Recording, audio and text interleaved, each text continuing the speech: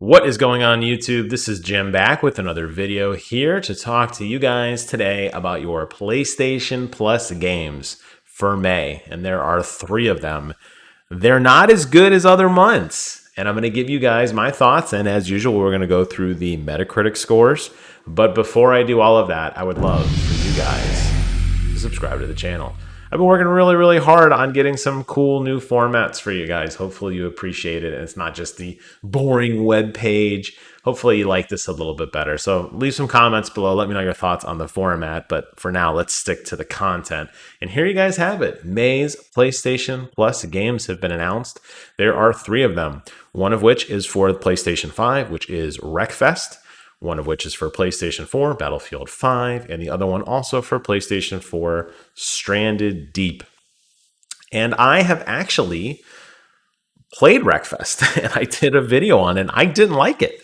I guess I'm in the minority here. This is sitting at an 81 Metacritic score, which is actually pretty good. This is a Demolition Derby themed racing game. And I love Destruction Derby. It is one of my favorite games ever.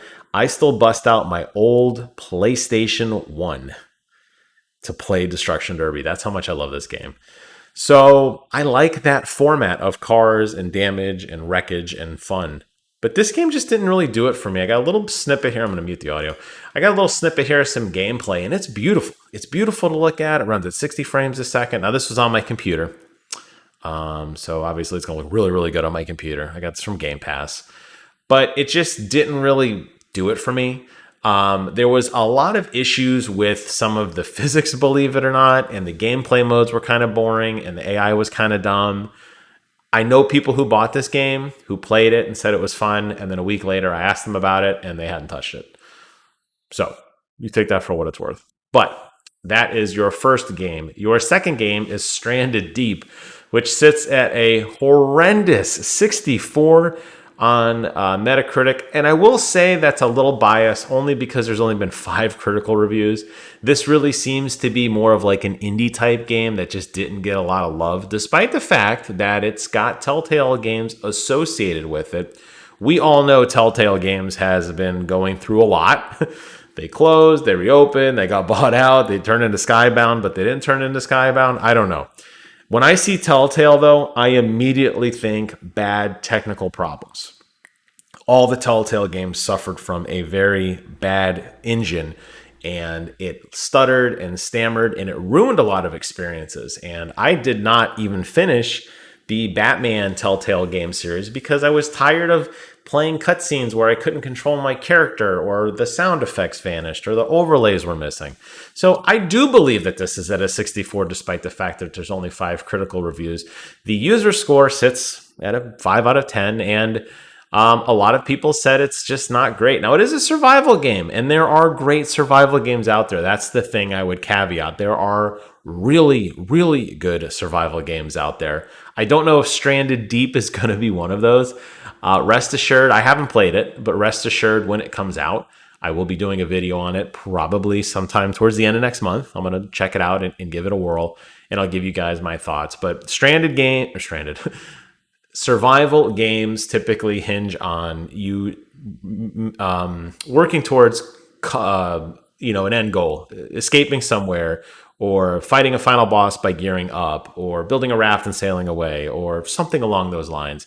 And you typically have to manage things like food and water and shelter and first aid. There's different statistics, but they all have that kind of driving theme. So this being low indicates to me either they got something really wrong when it comes to the actual mechanics and play, or what I suspect, graphically, control-wise, it's just an unpolished product, and it's buggy, and the sound is bad, and it's going to break the simulation.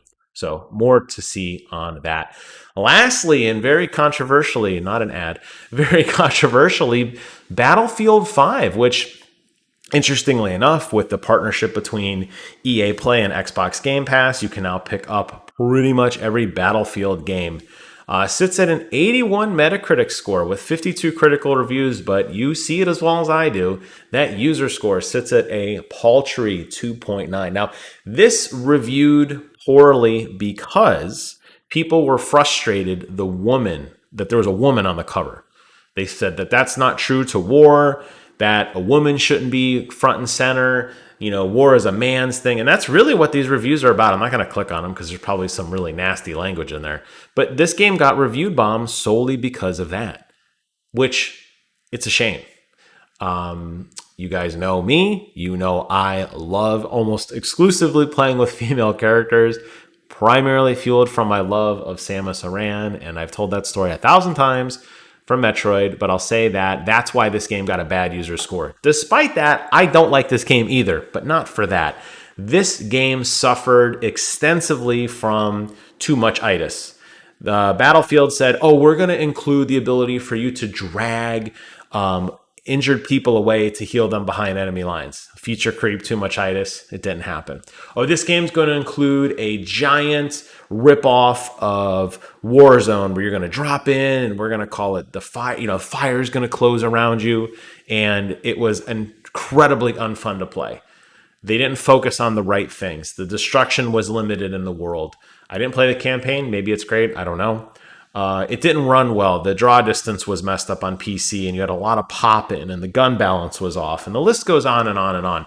There is a reason why this game has come out so long ago, November 2018, and we haven't seen one since. It's because DICE has gone back to the drawing board to start over from the beginning to figure out what they did wrong.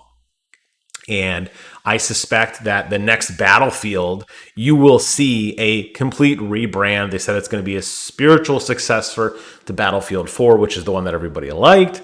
So take this with a grain of salt. I get it. It's a high value, high visibility game, while Battlefield has a huge connotation with it. Open world war combat, lots of fun, explosions, vehicles, squad play, whatever. It's not here. This is not the Battlefield you want to play. If you want to enjoy a Battlefield experience, go back and play Battlefield 4. There's still a very active fan base, a very active community, which I'm actually a part of. So check it out and play that. But all in all, I have to say this is a decent list. It's a lot better than that crap that Xbox has been peddling, I'll tell you that. Is it a home run? For me, no, because 2 of those games I personally didn't enjoy. But I'll tell you what, if I hadn't played any of these 3 games, this is a pretty big list. These are major titles that have come out that have had a lot of advertising behind them, which have received pretty high, with the exception of Stranded Deep, pretty high, pretty favorable Metacritic reviews. So I feel like PlayStation continues to dial it in. I feel like they're understanding what gamers want to see, and I'm happy for that. And this is really the last big push. The next drop we're going to get, believe it or not, will be E3. So typically June is E3. That is going to be your big push. Those are going to be your A-list games. That's going to be the wow and the pizzazz. Typically, PlayStation has done a very good job of leading up to that. So leaving us in the month of May with 3 games that all sit very highly on, 2 games that sit highly on Metacritic, it's not a bad month. But I want to hear from you guys in the comments section below. Let me know your thoughts on Wreckfest, Battlefield 5, Stranded Deep, or the format. And I know you're saying, Jim, this is the same format you did before with just your webpage. I'm telling you guys, this took a lot longer than you think it did. So show me some love in the comments. But more importantly than that, check the links below because I got all this here as well. And most importantly, I want you guys to take care of yourselves. Thank you so much for watching. And until next time, I will see you guys on the other side.